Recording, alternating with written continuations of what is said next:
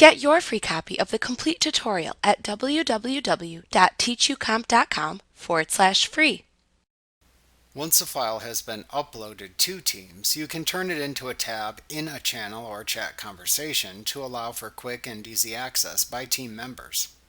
To turn a file into a tab, select the channel or chat conversation, and then click its Files tab to view its uploaded files.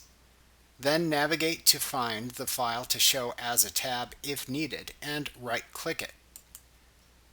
Then select the Make This a Tab command from the pop-up menu that appears.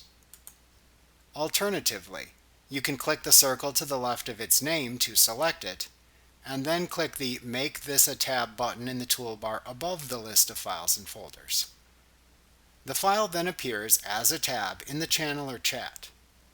To remove a tab that you have added, click the downward pointing arrow to the right of the tab name in the channel or chat's list of tabs, and then select the Remove command from the menu.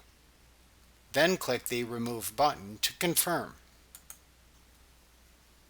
Like what you see? Pick up your free copy of the complete tutorial at www.teachucomp.com/free.